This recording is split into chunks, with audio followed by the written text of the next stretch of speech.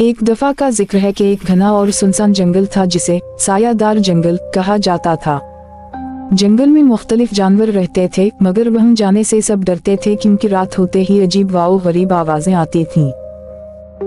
जंगल के किनारे एक नन्हा खरगोश तिमा अपनी मां के साथ रहता था। इसे हमेशा सिखाया गया था कि वो कभी भी जंगल के अंदर ना जाए, खास तौर पर रात के वक्त। मगर एक दिन तजस्सुस में आकर उसने जंगल में जाने का फैसला कर लिया। जंगल में चलते चलते तिमा को एक पुरस्कार दरख्त नजर आया जिसकी शाखें सियाह और सूखी हुई थीं और इसके नीचे एक गड्ढा था जिससे सुर्ख रोशनी निकल रही थी। जैसे ही वो करीब पहुंचा उसे किसी की सरगोशी सुनाई दी, वापस चले जाओ वरना तुम कभी यहाँ से नहीं जा पाओगे।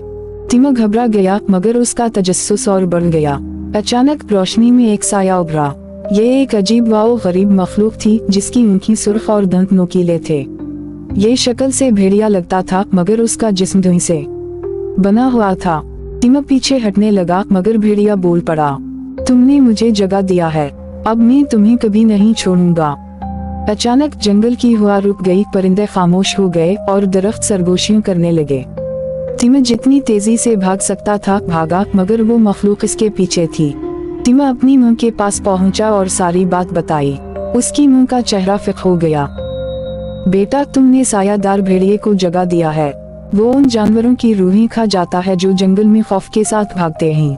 तिमा खौफजदा हो गया। अचानक दरवाजे पर जोर से दस्तक हुई।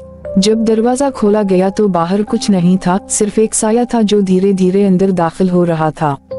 अब तिमा के पास सिर्फ दो रास्ते थे, या तो वो हमेशा के लिए भागता रहे या फिर वो भेड़िए की लानत को खत्म करने का तरीका ढूंढे। क्या तिमा इस खौफनाक साये से बच पाएगा या फिर वो भी इस खौफनाक लानत का शिकार हो जाएगा?